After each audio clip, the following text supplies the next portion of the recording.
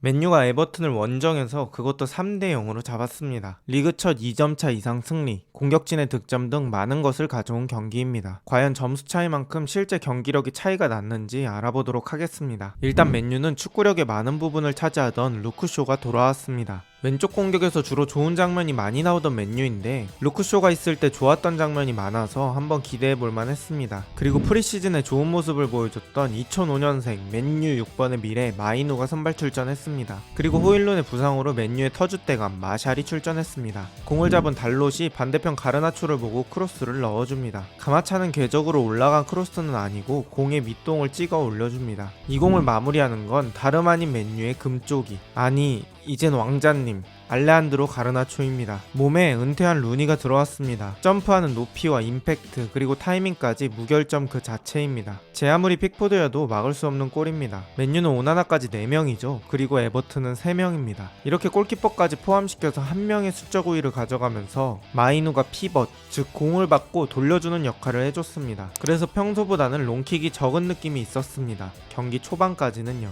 맨유는 가르나초의 골 이후로 이렇다 할 공격 장면은 만들어내지 못했습니다. 루크쇼가 있어서 루크쇼를 이용한 왼쪽 측면 공격을 기대했는데 맨유는 공격적으로 플레이하지 않았죠. 반대로 에버튼은 라인을 엄청 올려서 플레이했습니다. 승리하겠다는 의지가 돋보였던 전반전이었죠. 맨유는 여기서 전방 압박하지 않았습니다. 그냥 내려앉아서 상대 공격을 막을 준비를 했어요. 이런 낮은 라인의 수비 방식이 맥가이어가 중심이 된 수비진에겐 긍정적으로 작용했죠. 하지만 맨유가 아예 위기가 없었던 건 아닙니다. 전반 30분 이후로부터 에버튼은 절호의 기회들을 많이 맞기 시작합니다. 에버튼의 박스 안으로 붙여준 롱킥 혼전 상황 속에서 칼버트 루인이 발 바깥쪽으로 빠르게 슈팅을 합니다. 이 공을 오나나가 좋은 반사신경으로 막아냅니다. 이 리바운드 볼을 오나나가 또 바로 일어나서 각을 좁혀서 막아내요. 하지만 공은 뒤로 대굴대굴 흐르게 되고 이대로 냅두면 골입니다. 여기서 또 등장하는 맨유의 어린 선수 6번의 미래 코비 마이누입니다. 뒤에서 에버튼 선수가 오고 있었기 때문에 실점 확률이 높은 장면이었는데 끝까지 따라가면서 공을 슬라이딩으로 걷어냅니다.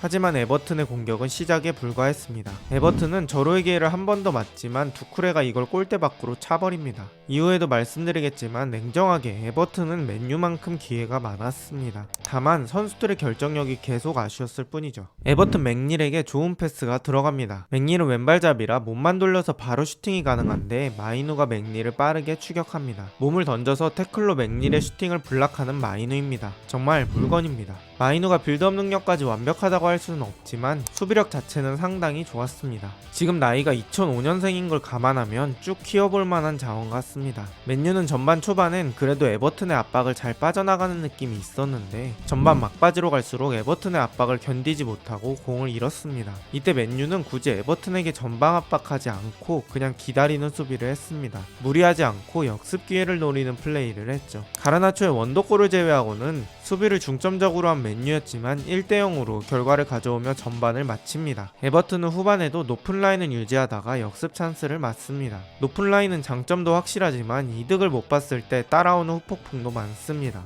맥가이어가 마샬에게 낮고 빠른 땅볼 패스를 주면서 역습을 시작합니다. 마샬은 브루노에게 공을 주고 가운데 쪽으로 빠르게 뛰어갑니다. 자신보다 플레이메이킹 능력이 있는 브루노에게 주고 자신은 침투에 집중하는 판단이 좋았습니다. 브루노는 공을 끌고 와서 마샬에게 내주고 마샬은 애슐리 형의 발에 걸려 넘어지면서 PK를 얻어냅니다. 이 공을 레시포드가 밀어넣으며 2대0을 만듭니다. 가르나초, 레시포드, 마샬까지 그동안 부진했던 선수들이 깨어나고 있습니다. 하지만 그럼에도 맨유는 경기력은 그렇게 좋지 않았습니다. 그 원인 중에 하나로 잦은 턴오버를 꼽을 수 있겠는데 특히 레시포드 쪽에서 나오는 턴오버가 눈에 띌 정도로 많았습니다. 파괴적인 오른발이나 빠른 스피드 같은 강점이 있는 선수이기도 하지만 이번 시즌 들어서 공을 좀 끈다는 느낌을 받습니다. 션다이치 감독의 에버튼은 공격 스타일이 세밀하게 잘 나간다는 느낌보단 크로스 위주의 큼직큼직한 플레이를 선호합니다. 벌리 시절 때도 장신 투톱 세워놓고 클래식한 4-4-2를 구사했던 감독이거든요. 지금은 벌리 때만큼은 아니더라도 맥락은 같이 해서 공격진이 세밀하진 않습니다. 후반에도 에버튼이 소유권을 많이 갖고 공격적으로 밀어붙인다는 느낌은 있지만